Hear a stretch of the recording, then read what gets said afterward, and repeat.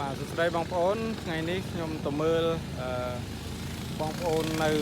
មេជ្រៃនៅទន្លេរបស់យើងធ្វើការដាំដុះបាទអញ្ចឹងឥឡូវទៅមើលដល់គ្នាគឺកំពុងតែធ្វើដំណើរតាមទូកបាទពីផ្ទះលើផែហើយឡើងទៅកាន់ទួលអញ្ចឹងពេលនេះគឺជាពេលដែលត្រូវដាំដុះហើយបងប្អូនអញ្ចឹងយើងទៅមើលដល់គ្នាបាទឥឡូវមានឆ្កែមួយគាត់នៅទន្លេគឺគាត់ជំនាញណាស់ហែលទឹកលេងទូកហើយជាដើមចឹងទៅបាទ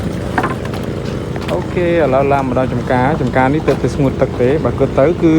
ទៅតែបានកន្លះម៉ែត្រអញ្ចឹងប៉ុន្តែទឹកគឺអាចធ្វើការដាំដំណាំបានហើយអញ្ចឹងបងប្អូនមើលនៅទីនេះគឺឃើញថាដីនេះគឺជាដីដែលដាំពីឆ្នាំមុនហើយយើងមើលទៅគឺมันបានភ្ជួររស់អ្វីទេគឺគ្រាន់តែដាក់ហៅថាស្នាមរោងឆ្នាំមុនគឺប៉ុណ្ណានៅប៉ុណ្ណឹងបងប្អូនហើយទយោចាស់ក៏ដូចគ្នាដែរគឺគាត់នៅតែបន្តប្រើទយោចាស់នេះដូចធម្មតាបាទអញ្ចឹងដីនេះគឺមានលក្ខណៈធំប្រហែលជាខ្ទង់2ហិកតា1ហិកតា1ហិកតានេះក៏គាត់ដាំសិនអញ្ចឹងនេះគឺជាសកម្មភាពដែលគាត់កំពុងតែដាំដំណាំគាត់មកតែដំណាំដំបូងគឺគាត់ដាំម្ទេសតោះបងប្អូនទៅមើលទាំងអស់គ្នាបាទអញ្ចឹងនេះគឺជាគល់ម្ទេសដែលគាត់បានដាំហើយងាយទេបាទអញ្ចឹងដីនេះគឺនៅមានលក្ខណៈសើមល្អអញ្ចឹងគាត់មិនចាំបាច់ត្រូវការនិយាយទៅគាត់ឆាប់ដាំគឺជារឿងល្អពេលដែលទឹកស្រកបានត្រឹមកន្លះម៉ែត្រហ្នឹងគឺគាត់ចាប់ដាំហើយទី1គឺដីគឺមានលក្ខណៈសំណើមនៅសំណើមហើយងាយស្រួលពេលដែលគាត់ដាំគឺអត់សូវអន់បាទជាទូទៅគឺបងប្អូនកសិករយើងគាត់ប្រើលក្ខណៈថង់បណ្ដោះកូនឈើបាទពីព្រោះអីការដាក់នៅក្នុងថង់បណ្ដោះកូនឈើនេះគឺធ្វើឲ្យកូនម្ទេសអាចរស់នៅបានយូរជួនកាលគាត់បណ្ដោះរហូតដល់2ខែក៏មានដែរអញ្ចឹងពេលដែលយើងប្រើថង់នេះគឺដីច្រើនកូនម្ទេសគឺមិនចាំបាច់វាអត់អស់ជីជាតិណាបាទអញ្ចឹងវាអាចនៅបានហើយពេលដែលដាំក៏ដូចគ្នាដែរគឺងាយអត់ងាយ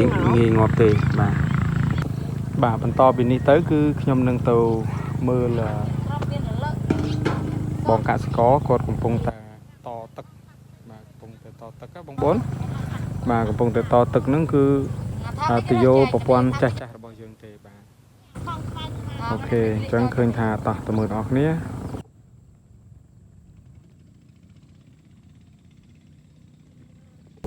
បាទអញ្ចឹងបងប្អូនមកមើលការកាត់តទយោរបស់បងសំណាងគាត់ជាកសិករនៅមេជ្រៃបាទជំនាញរបស់គាត់ច្រើនណាស់គឺជំនាញទី1គឺពិសេសបំផុតគឺរកត្រីទី2គឺជំនាញបើកទូកឲ្យភ្ញៀវទេសចរដើម្បីជូនភ្ញៀវទេសចរទៅមើលគ្រប់កលុកកលៀតគៀងកោះនៅក្នុងតំបន់មេជ្រៃនេះហើយក្រៅពីនោះគាត់ក៏ឆ្លៀតធ្វើការដាំដំណាំពេលដែលរដូវទឹកសម្រក់ហ្នឹងបាទហើយគាត់ក៏ចាប់ផ្ដើមរៀនចេះបាទពីការប្រើប្រាស់នៅប្រព័ន្ធតំណក់ទឹកទ្រីបដែលជាប្រព័ន្ធចុងក្រោយដែលជាបច្ចេកទេសល្អបំផុតចុងក្រោយ